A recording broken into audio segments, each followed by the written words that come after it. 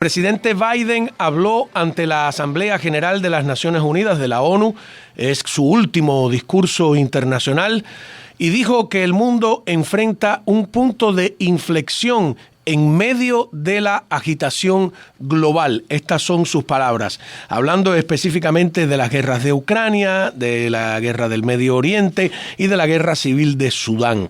En su discurso de apenas unos 20 minutos, defendió o repasó su gestión presidencial.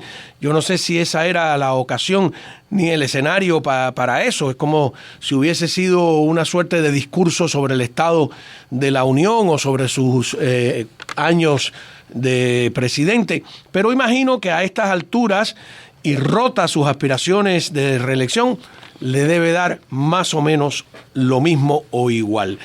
De cualquier modo, Biden no puede ocultar que deja un mundo más convulso y peligroso que el que heredó, y no puede admitir eso porque, bueno, sería darle algún tipo de mérito a Trump, quien está en plena campaña electoral.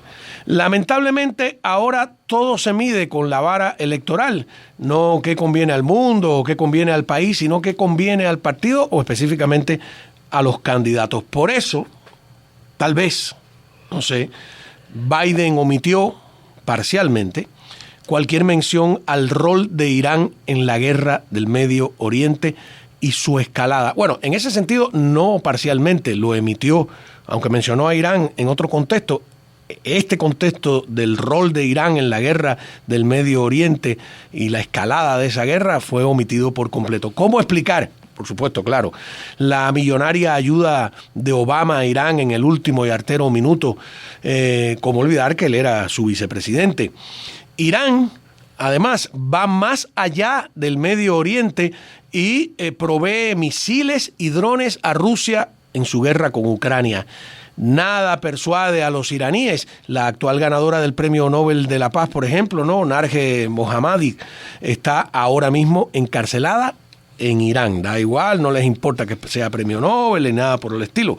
Debería Biden, yo creo que haberse sumado de alguna manera a los líderes mundiales que están aprovechando esta Asamblea General de la ONU para presionar a favor de su liberación, pero no, silencio en ese aspecto total. En este último discurso en las Naciones Unidas, Biden se llevó la mano al corazón. Tal vez había que llevarse también la mano a la cabeza, ponerle emoción, pero también hay que buscar ideas concretas. Esto de la mano en el corazón es todo un símbolo, porque la pregunta es: ¿quién hablará el próximo año a nombre de los Estados Unidos? ¿Kamala Harris o Donald Trump? Y no es una pregunta menor. La única mención a Irán en el discurso de Biden fue breve, cuando dijo, así como de pasada, que nunca iba a permitir que Irán obtuviera armas nucleares. Tardía promesa, según mi opinión, porque ya no le queda tiempo para impedir nada. Irán perdió este año, podríamos decir así, espacio en los discursos de Estados Unidos, y sobre todo en este discurso de la ONU. En los años anteriores ocupaban una mayor cantidad de párrafos en el discurso para ejemplarizar. Pareciera, según algunos analistas, que se está enviando una equívoca señal de querer nuevamente negociar. También dedicó tiempo a explicar otra vez los supuestos motivos de su renuncia a la candidatura. Y repito, no parece, a mí al menos no me parece, que esa era la tribuna adecuada para ventilar estas decisiones domésticas, aunque también podría interpretarse como que había en ello una intención moral cuando dijo: algunas cosas son más importantes que mantenerse en el poder, como si Putin, Lukashenko, Maduro o los castristas le fueran a hacer algún tipo de caso. Mencionó a Venezuela también ligeramente, como lo ha mencionado bastantes de los presidentes latinoamericanos preocupados con el tema de Venezuela. Lula da Silva, que supuestamente es mediador, no, le dio un mensaje a la delegación palestina, pero no mencionó para nada a Venezuela. La supervivencia de Ucrania, Biden se la adjudicó como la supervivencia de Ucrania como nación, también se adjudicó el fin de la pandemia y no perdió oportunidad de aludir a Trump con críticas a su aislacionismo. Y cuando habló de China, se refirió al flagelo del fentanilo como una gran área de cooperación. Solo aludió así por arribita también a Taiwán y no dice nada de que China robe y revenda tecnología a los propios Estados Unidos y el hecho de que siga siendo una dictadura peligrosa. Una referencia curiosa de Biden es la de que no quería una nueva guerra fría. Y esto nos conduce a otra conclusión. No hay guerra fría, señores, como tampoco hay guerras civiles.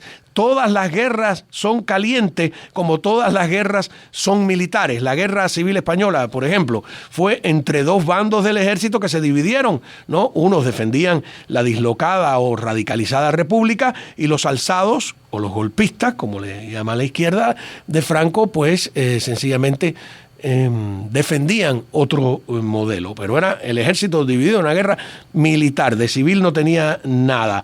Las guerras llamadas civiles siempre son entre ejércitos regulares o irregulares, como la de Sudán hoy, la guerra civil de Sudán hoy, a la que el presidente Biden hizo alusión por arribita en el discurso de la ONU, pues también es una guerra cruel y bastante bélica.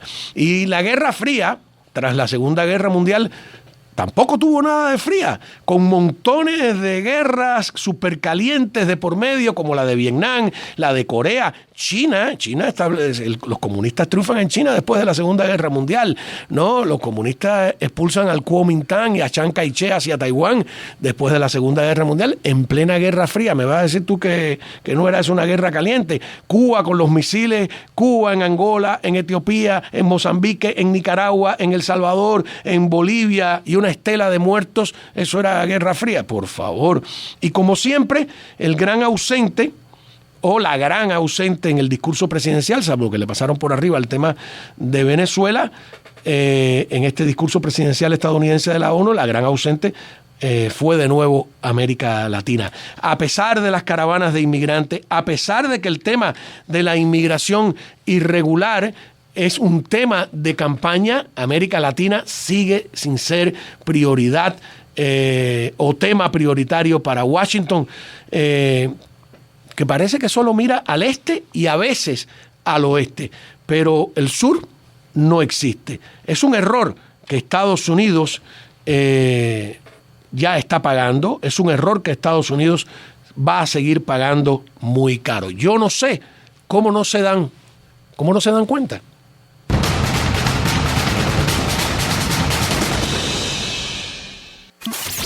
Están escuchando A Fondo con Juan Manuel Cao.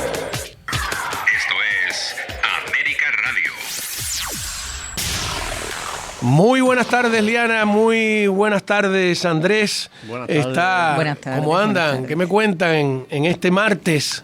Tremendo, ¿no? Hay menos lluvia hoy. Sí, un poquito, pero el tráfico no cesa. Bueno, quiero esa es otra lluvia. Esa es otra lluvia. Y vendrá ahora. Sobre todo lluvia, en Okeechobee. Vendrá lluvia porque esta baja presión convertida en tormenta tropical, en ciclón y en huracán, se acerca aquí a las costas de la Florida, la parte de Panhandle, así que en los próximos días traerá sin duda agua, aunque no nos va a golpear de frente. Mira qué mensaje, hablando de que siempre malas noticias. Ajá. Alguien nos escribe y dice: hoy es el día de bendecir a las personas que aprecias. Y entonces hace una lista de bendiciones. Te bendigo con todo mi cariño, te bendigo. Y bueno, y no me bendicen a mí.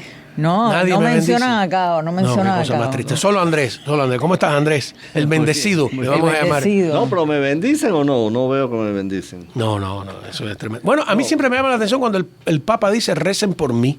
No, bueno, es este Papa en particular. Sí. Es este Papa en particular. No es una costumbre ancestral. A mí me sorprendió primera vez que este Papa... no puedo hablar mal de este Papa como católico, pero no porque tenga yo disciplina de partido, sino porque me caen gente arriba a decirme que soy anticlerical, eso. Pero este Papa verdaderamente es una gran prueba que Dios le ha enviado a la Iglesia Católica y que los católicos soportamos con estoicismo. Mira, hoy hay un desfile de presidentes, Liana, en Nueva York, hablando en estos discursos de la Asamblea General. Cuando se dice Asamblea General es que está reunido todo el mundo de las Naciones Unidas. Por supuesto, Putin no vino. Yo no sé si Díaz-Canel va a aterrizar por acá, no creo. Y lo de Lula da Silva fue muy cínico. Y Petro, ese discurso ecológico. Vi a una colombiana que le llama ecologistas fanáticos o fanatismo ecológico le llama. Hay una locura en Petro que está creando una serie de problemas en Colombia asombrosos, y además que uno de los rublos de exportación, el 40% de las exportaciones de Colombia era petróleo y gas natural. Pues como no ha invertido en esa área y como la reduce, pues trae eso, más miseria, más necesidad. Hay un problema bastante complicado. Y mientras tanto, ya creo que 3 millones de venezolanos en Colombia. Eso es una bestialidad. Bueno, eso es un país. 3 millones hay en Uruguay. ¿No? En Panamá hay 3 millones. Son países que tienen esa población. ¿Tú te imaginas recibir el impacto de 3 millones? Y además, tú quieres prueba mayor, eso de votar con los pies, prueba mayor del fracaso de un modelo, que donde quiera que llega ese modelo hay una estampida. Hay una estampida. Ajá, y cuando no hay estampidas porque ponen un muro como el de Berlín, sí, porque dinamitan la frontera, porque somos lamentablemente una isla como la de Cuba.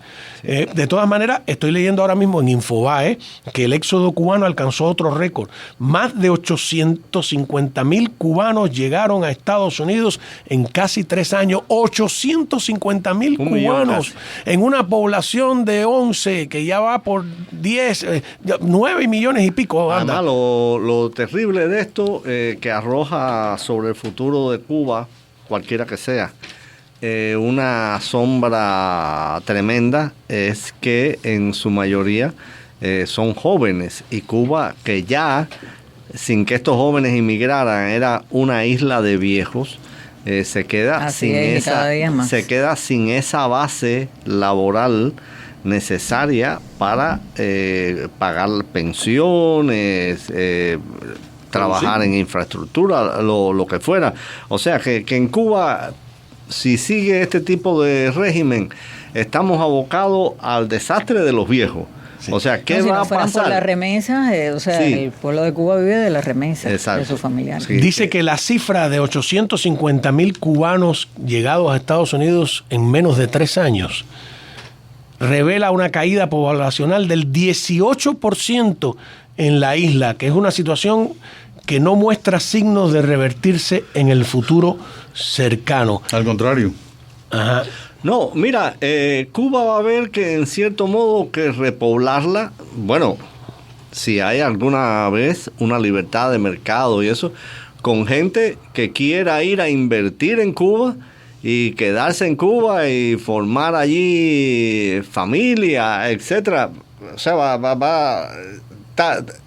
la gran inmigración cubana de principios del siglo XX tenía el objetivo de abrirle las puertas a España y españoles para que fueran. Entonces decían que era para blanquear la isla. La intención de blanquear la isla. Bueno, ahora hay que abrir. Fue un error que trajo como consecuencia el 33. Exacto, esa es una conclusión mía muy personal, que los historiadores se encargarán de desmentir. Y ahora hay que tratar de ver cómo se repuebla ese país, de manera que ahí haya una base demográfica suficiente para que puedan funcionar los gobiernos, para que se pueda renovar infraestructura, pagar pensiones.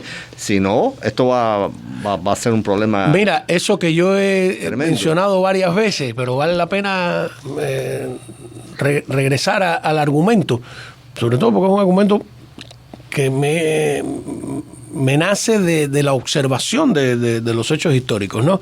Pero esa idea aquí que tienen algunos, y que repito, de que las inmigraciones, sobre todo si son masivas, no tienen consecuencias, es una estupidez.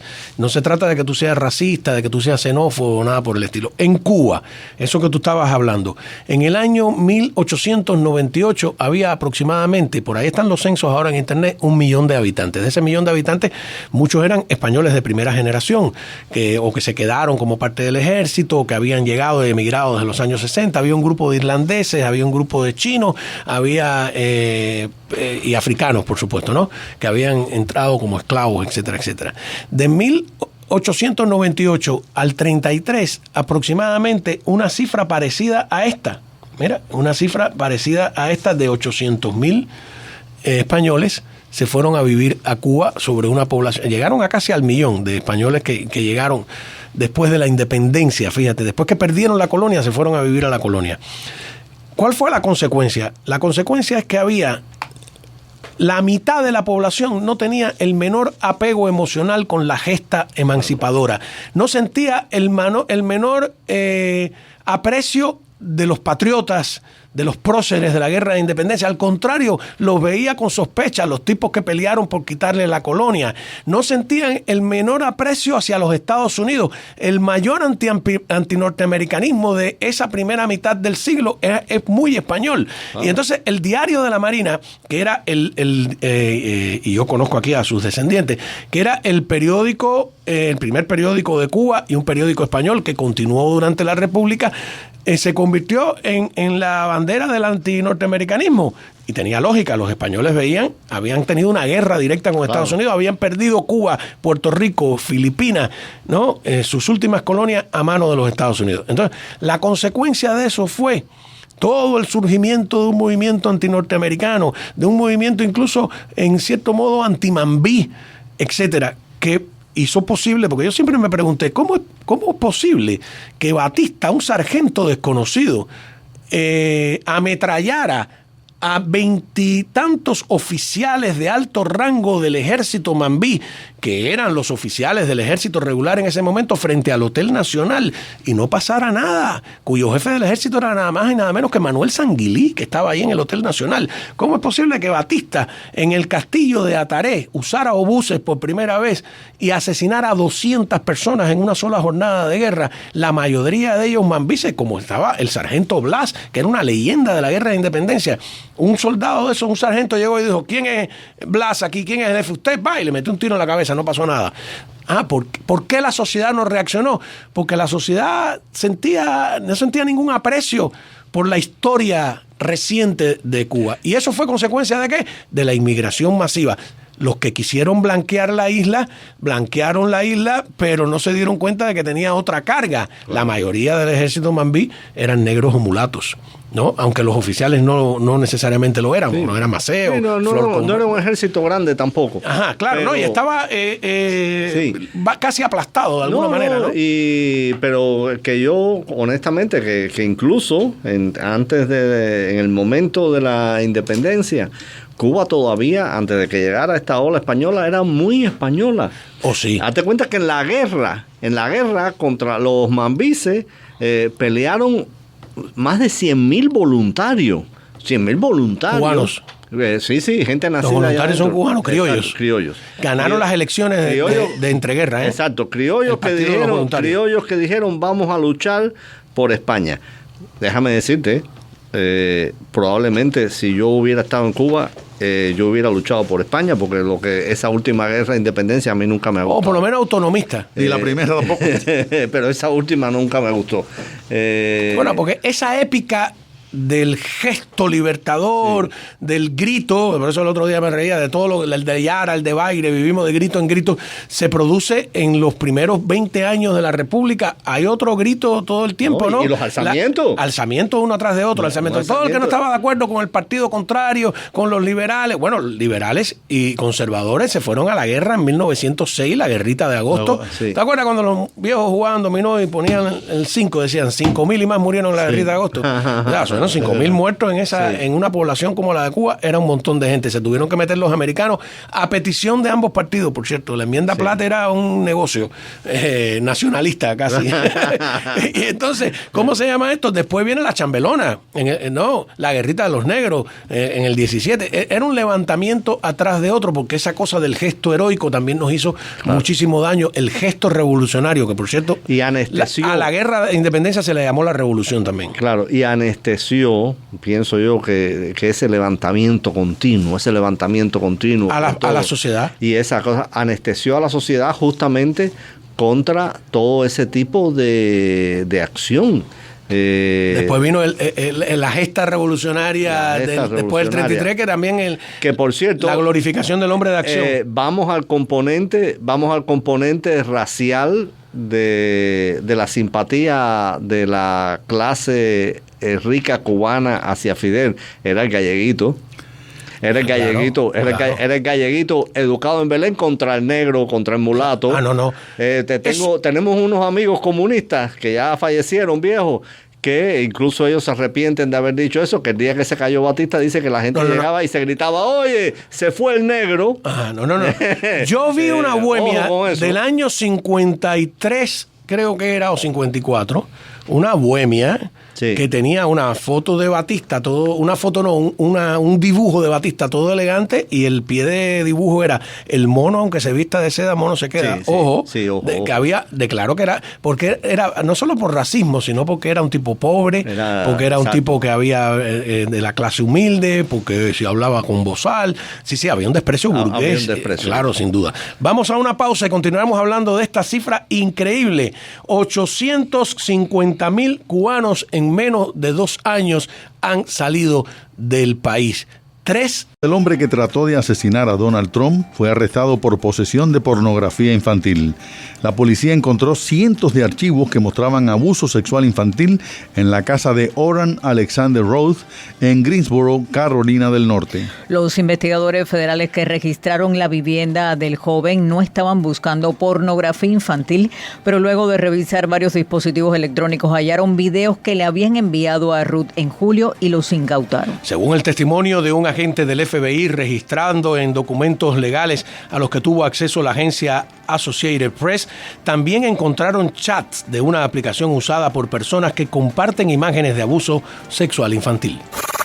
El primer jefe de Estado que habló hoy en la Asamblea General de Naciones Unidas fue el presidente de Brasil, Luis Inácio Lula da Silva, que no habló del fraude electoral en Venezuela y saludó a la delegación palestina. Al hablar de la invasión rusa a Ucrania, Lula se refirió al plan de paz de su país y China y dijo que ninguna de las partes ganará por vías militares. En la que fue su última intervención como jefe de Estado ante la ONU, el presidente Biden dijo que hay cosas más importantes que conservar el poder.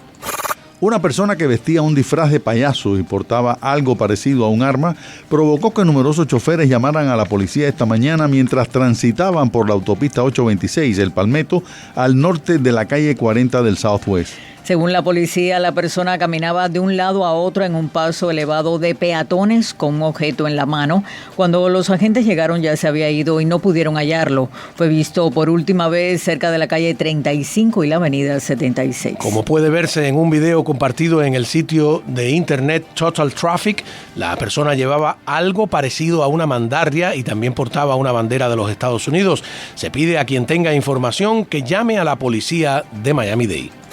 Entre julio de 2022 y diciembre del año pasado, el gobierno de México le pagó $26 millones al régimen castrista por los servicios de 610 médicos cubanos contratados para trabajar en zonas rurales. El pago fue hecho en euros a la empresa estatal comercializadora de servicios cubanos S.A., así lo reporta el diario mexicano El Universal. La fuente del periódico fue el Instituto de Seguro Social de México, que no pudo precisar qué cantidad de ese dinero fue a manos de los médicos.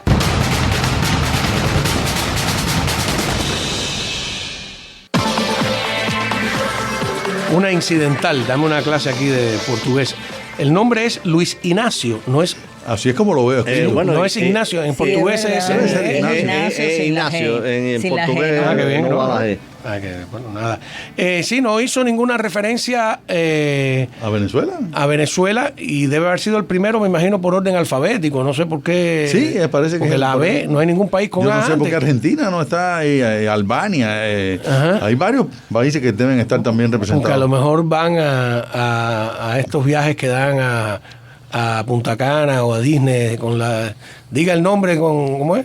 De un país con la De una letra fruta, A. de una fruta, Nadie eso sí yo me adivinó, lo sé. entonces empezaron por Brasil. Y la gente se piensa en Brasil. Empezaron por Brasil. Bueno, ya habíamos comentado este tema del discurso de Biden, el discurso de Petro también. Que por cierto, que tuvo un exabrupto Biden en la Casa Blanca el otro día presentando a Moody, el primer ministro indio. De pronto él está dando el discurso, lo han cogido para eso. Él está dando el discurso y entonces dice, who's next? O sea, como que venía y entonces parece que no hay funcionario. Le contesta, who's that? Metió ahí un speech. ¿Quién es ese? Metió un exabrupto. ¿Quién viene? Biden, sí. Entonces se ¿A quién le paró toca? Moody. Entonces una voz que se oía, una voz que había una voz por un altoparlante, como un espectáculo que decía, y ahora la próxima persona. Y después estaba reunido con Moody, por cierto. No me estoy riendo de esto porque a cualquiera nos puede pasar eso y hemos tenido familiares en esa situación. A mí me pasa ya. Exacto, estaba reunido con Moody y no podía levantar la vista de los cartoncitos donde traía las cosas que tenía que Yo todo lo escribo decir igual. anotadas. Oye, mira, a ver... Lo cual quiere decir que este país no lo está gobernando. El presidente no lo está gobernando en este momento. Lo estará gobernando ahí- gente muy ahí te va a capaz. decir que estás, Muy capaz. ¿No? falsa, noticia falsa. No, este país lo gobierna instituciones, según los que vigilan. Consejo Nacional de Seguridad, Pentágono, pero obviamente las decisiones no deben estar en Te manos de veo en este una hombre. estación de Soros. ¿Cuántas estaciones ha comprado Soros en el país? Soros ha comprado, y hay algunos críticos que están un poco alarmados con esto, Soros ha comprado en todo el país 200 emisoras destinadas a la movida a quebrar la radio conservadora en todo el país. Bueno, Ahí traicionaremos por dinero. O sea, bueno, Nadie me ofrece nada. No, a mí tampoco. me siento totalmente discriminado. Es el cuento de los $300,000 de Padilla. No aparece paletica, los ¿no? que me Sí. quieran corromper. Oye, mira, escuché una noticia, José Antonio, porque estabas hablando de esto del hijo del hombre que trató de asesinar a Donald Trump, de que hay alguien que estaba siendo llevado ante la justicia porque Aquí en la Florida.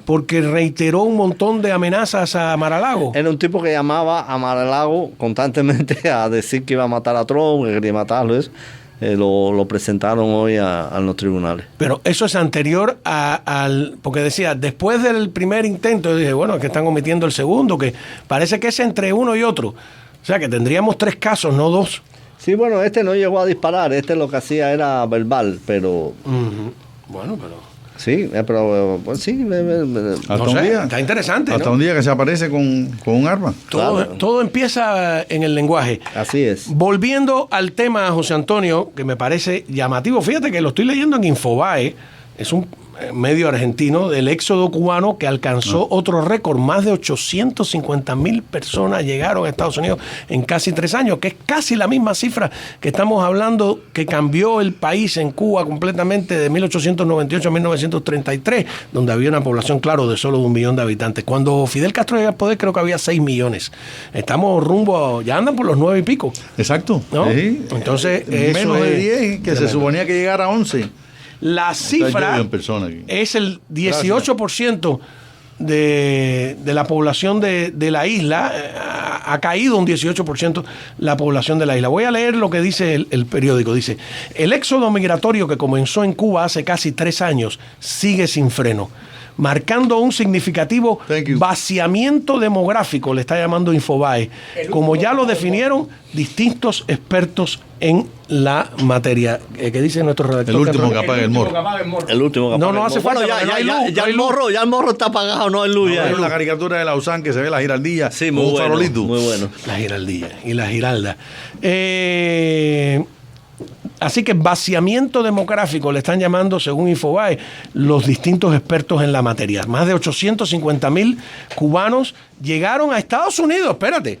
Esto es Estados Unidos solamente. Sí, claro. O sea, no estamos hablando de los que se fueron a España, a Suecia, a la Conchinchina. Aquí, espérate que vemos Jorge Morejón. Sí, voy a hablar ahí. El tema le... Cuidado que mira que ese micrófono tiene un condón puesto ahí. Oye, sí, buenas tardes. Mira, no, es que hay una cosa que cuando te dije el último caballo del morro, no, que no hay ni luz. Pero mira las cosas de Cuba. Creo que era Virgilio Piñera que decía que si Kafka hubiera nacido en Cuba no hubiera sido un escritor surrealista, sino un escritor costumbrista. O realista. El tema es el siguiente. Ayer yo hablé por teléfono.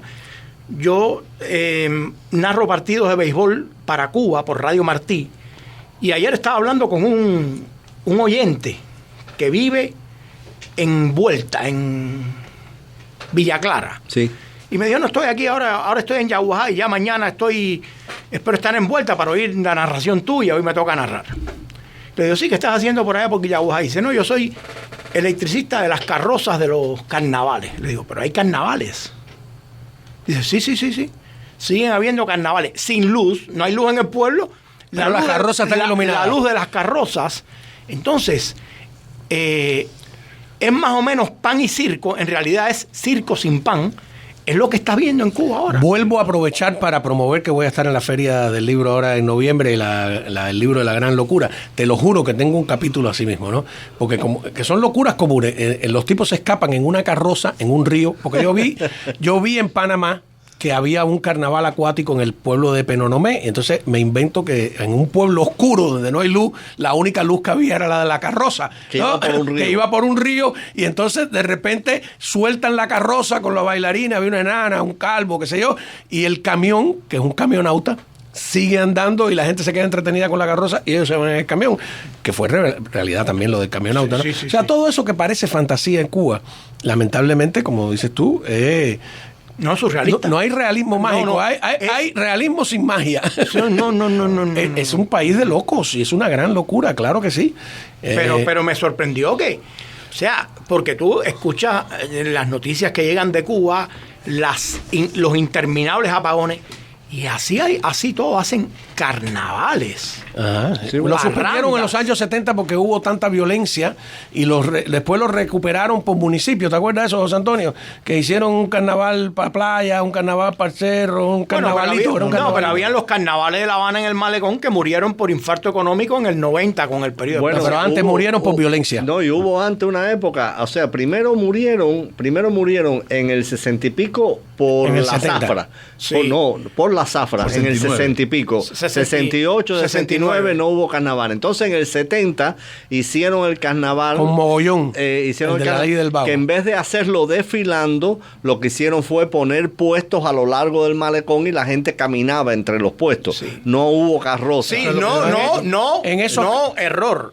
Hubo una los carnavales del año 70 que hubo la bronca porque eligieron, hicieron unas carrozas fastuosísimas que me acuerdo, yo vivía cerca de la zona donde estaban construyendo las carrozas, y había la carroza de la industria azucarera que tenía un trencito que se movía por dentro de la carroza, que costó en aquella época $1,000,000. Eso fue un escándalo. Y la del Ministerio de Trabajo tenía un mogollón, que era un muñeco que se inventaron por de la ley del vago. Sí. El mogollón gigante. Y además hubo mucha violencia. Hubo los navajazos. La violencia y ahí surge, en los carnavales 70, surge la famosa piragua. Pero no había la piragua. Exacto, frente al Main.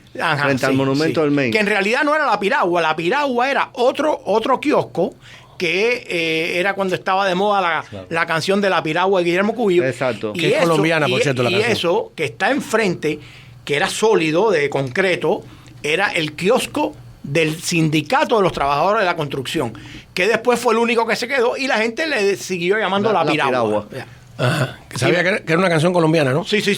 Mira, pero lo que estoy, Morejón, hablando de esta noticia que me encuentro en Infobae, 850,000 cubanos han salido tan solo a Estados Unidos es lo que entiendo por el artículo. No quiero saber a otros países. Debe haber sido en menos de 2 años, en menos de 3 años, casi 1 millón de cubanos. Calculo yo, porque hay que sumarle que yo veo cubanos que se van por todas partes, en todo lo que flote, vuele, brinque, qué sé yo. Y dice el artículo que, fíjate, más de 850,000 migrantes cubanos llegaron, que más me cae esa palabra de migrantes, ¿no? Porque no eres ni inmigrante ni emigrante, eres una cosa amorfa, ¿no? Llegaron a los Estados Unidos desde octubre de 2021, 22, 23, 24, o sea, sí, aquí 3 años. 3 años, ¿no? Sí. Según datos publicados por la Oficina de Aduanas y Protección Fronteriza, CBP, por sus siglas en inglés, la cifra revela una caída poblacional de 18% en la isla, una situación que nos muestra signos de revertirse en el futuro. El descenso de la población ha continuado, afirmó el economista y demógrafo cubano Juan Carlos Albizu Campo. Albizu Campo como el prócer puertorriqueño. Como el prócer puertorriqueño. En diálogo con el periódico español El País, hace unos meses publicó un estudio que contradecía las estadísticas oficiales del régimen cubano, dado que aseguró que en la isla viven 8,62 millones de personas, no más de 11 millones como había indicado la dictadura. Yo me fui, que quedé corto, que estábamos en 9, están hablando de 8,6, o sea, 8 millones y medio. Yo te digo que el cubano el cubano en Cuba es una especie en peligro de extinción. Albizu Campos subrayó que junto al éxodo migratorio también se observa una significativa disminución en el número de nacimientos y un aumento en la mortalidad. No hay jóvenes en el país y la población es cada vez mayor en promedio de edad. Así es. Que eso es muy gracioso, porque entonces el régimen castrista te da de que tenemos una población mayor, significa que sabemos cuidar mejor a los viejos y que hay una gran asistencia médica. No, eso es un problema tremendo, porque lo que está pasando realmente no es que los viejos duran más, es que los jóvenes o se van o se mueren, claro, etcétera. Y el gran problema es que el % de personas en edad laboral es cada vez menor, y ese % cada vez menor de personas en edad laboral tienen que mantener o a los niños o a los viejos. Es insostenible. Es insostenible. Es insostenible. No, y quienes mantienen a los niños, a los viejos y a las personas en edad laboral, los exiliados. Las cifras reflejan que 500,000, exactamente 533,000 cubanos llegaron a Estados Unidos tan solo desde octubre del 21 hasta el cierre del año fiscal del 23. Espérate, que eso no incluye, por eso estamos hablando del 21 al 23. Ahí, adicionalmente, entre octubre del 23 y agosto pasado se sumaron 208,000 solicitantes de asilo. Estos datos no consideran los 110,000 cubanos beneficiados con el parol humanitario desde el 2023, aquellos que han migrado con otros tipos de visado. O sea que el total se establece en más de 850,000 en casi, no en 3 años, en casi 3 años. En términos del año fiscal finalizado en agosto, el número de encuentros de cubanos en la frontera de Estados Unidos ya ha superado la cifra registrada en el año fiscal 2023, explicó Albizu Campos al medio citado, o sea, español, al tiempo que agregó que es probable que el total de migrantes cubanos hacia Estados Unidos para este año calendario supere las 260,000 personas. Wow, esto está heavy. Y después hay testimonios de la crisis que vamos a compartir con ustedes. Liana, ¿seguimos o paramos? Como la canción, seguimos, paramos, estás sin audífonos, no nos quieres escuchar ya. No, yo los escucho de todas maneras. Bueno, quiero agradecer, no por cambiar el tema, pero tú cambia. Yo lo cambio. Tú no jugaste eso, cambia, líder, cambia. ¿Qué era eso, Antonio? No me acuerdo. Wow, eso es viejísimo. Era un jueguito eso. Oye, mira, a Marí, que me emocionó, gracias Marí, que le quería agradecer, porque dice, esas bendiciones son para ti, gracias, y para todos ellos. Bueno, cogimos ahí de refilón. Cogieron ahí de... Tú sabes que... Dice el bombero, esa línea de kioscos les decían trochas. Sí, le decían, exactamente, pero lo extraordinario de ese carnaval fue que no había gradas donde la gente se sentaba. Yo recuerdo de niño, yo tengo una anécdota de niño, yo habré visto 2 carnavales, el del 58 y el 59, antes de que se rompiera todo. Y porque íbamos en mi casa, mi abuela, todo el mundo, iban bien vestidos. Yo me acuerdo de además, hay fotos. Fotos de mi mamá, de mi abuela bien vestida. Y en el 58 hubo un sabotaje en las partes de las gradas donde estábamos sentados y salimos corriendo. Fue una estampida de gente y salimos corriendo y eso. Y a mi abuela se le cayó un zapato y se perdió el zapato, y entonces mi abuela regresó sin el zapato.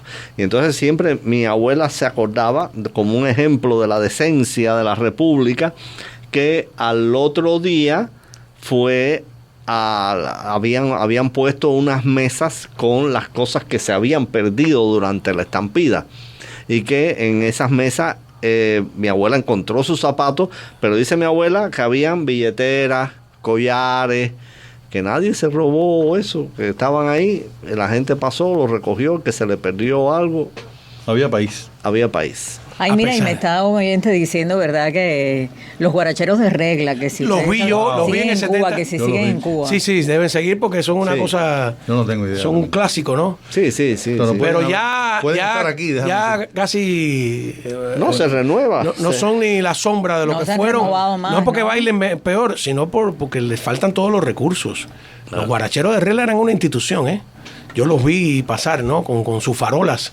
Con sus farolas, eran una. Eso se llama una comparsa. La comparsa del alacrán. La comparsa del alacrán era otra. Y la gente lo esperaba, competían entre las comparsas. No sé. Ya todo eso es una parodia de lo que fue.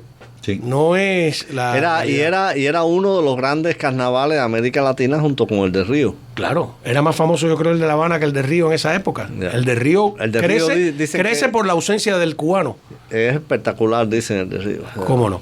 Bueno, vamos a una ligera pausa, continuaremos con este tema del éxodo. Estamos hablando de un éxodo importante, ¿no? De la población cubana que ha descendido de 11 millones a 8 millones y medio, según este experto Albizu Campos, que tiene el apellido de un conocidísimo patriota puertorriqueño. O de izquierda, ya ni me acuerdo. Yo sé que a Albizu Campos le rendían homenaje a los comunistas, ¿no? Sí, claro. No sé si será descendiente. Albizu Campos, y decían que en Puerto Rico yo escuché mira aquí Albizu Campos la foto. Que por cierto, hay una de esas universidades raras, semiclandestinas, creo yo, que me disculpen, ¿no?